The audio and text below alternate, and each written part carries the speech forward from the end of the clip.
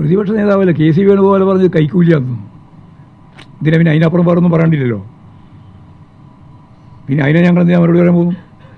ഇതൊരു കൈക്കൂലിയാണ്, പെൻഷൻ കൊടുക്കുന്നത് കൈക്കൂലിയാണ് എന്ന് പറയുന്ന കോൺഗ്രസ് നേതൃത്വമാണ് കേരളത്തിലുള്ളത്. അഖിലേന്ത്യാ നേതൃത്വം അത് തന്നെയാണ് പറയുന്നത്. അതുകൊണ്ട് വർദ്ധിപ്പിച്ചത് മാത്രമല്ല, പെൻഷനെ വേണ്ട എന്ന് വെക്കണമെന്നാണ് പല കോൺഗ്രസ് നേതാക്കന്മാരുടെ അഭിപ്രായം. അത് ചർച്ച ചെയ്യട്ടെ കേരളം. 62 ലക്ഷം വരുന്ന മനുഷ്യർക്ക് 1600 രൂപ പ്രകാരമുള്ള പെൻഷൻ 2000 രൂപയാക്കി മാറ്റിയത് അനാവശ്യമായ ഒരു ചിലവാണ്, അത് ചെയ്യാൻ പാടില്ല, അതിപ്പോൾ ചെയ്യാൻ സാധിക്കുന്നതല്ല എന്ന് പറയുന്ന കോൺഗ്രസ്സാണ് കേരളത്തിലുള്ളത്. അതാണ് UDF.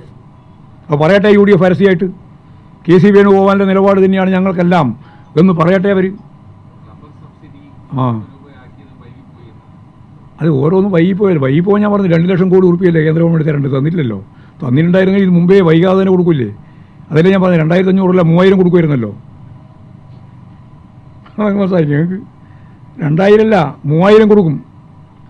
കേരളത്തിന് കിട്ടേണ്ടുന്ന കൃത്യമായ പൈസ മുഴുവൻ കേന്ദ്രം നമുക്ക് തന്നാൽ ആളോഹരി കിട്ടേണ്ടുന്ന വരുമാനം കിട്ടിയാൽ നമുക്ക് കൊടുക്കാൻ പറ്റും. അത് 2000 അല്ല 2500 ആക്കും. 2500 നമ്മൾ പ്രകടന പത്രിക പറഞ്ഞത്. അതിന് കുറച്ചും കൂടി മാസം ഉണ്ടല്ലോ. അത് മാത്രമല്ല, അതിന് മുമ്പ് പിണറായി വിജയൻ്റെ ആദ്യത്തെ ഗവൺമെൻറ് എത്രയും കൊടുക്കുന്ന പറഞ്ഞത് ഓർമ്മയുണ്ടോ? അത്രയൊന്നും. ഞങ്ങൾ അധികാരത്തിൽ വന്നാൽ 1600 രൂപ അന്ന് 1500 ഉള്ളൂ, 1600 രൂപ എന്നത് എത്രയാക്കുന്ന പറഞ്ഞ്, എത്ര 1000 ആക്കുന്ന പറഞ്ഞ്. എന്നിട്ട് എത്രയാക്കി? 1600 ആക്കി. വൈകിപ്പോയോ? വൈകിട്ടില്ലല്ലോ. 1000 പറഞ്ഞിട്ട് 1600 രൂപ ആക്കിയല്ലോ, വൈകിട്ടില്ലല്ലോ. ഇപ്പോഴേ ഞങ്ങൾ 2500 രൂപ പറഞ്ഞത്. ആ 2500 രൂപ ആക്കാൻ സാധിക്കാത്തതുകൊണ്ടാണ്, കേന്ദ്ര ഗവൺമെൻറ്റിൻ്റെ സാമ്പത്തിക ഉപരോധം കൊണ്ടാണ്. ആ ഉപരോധം ഇല്ലായിരുന്നുവെങ്കിൽ ഞാൻ നേരത്തെ പറഞ്ഞ പോലെ 2500 അല്ല, എത്രയാക്കും? 3000 ആക്കും. ഇപ്പോഴും ഞാൻ ആ ഉറപ്പായ ഗ്യാരണ്ടി നിൽക്കുകയാണ്.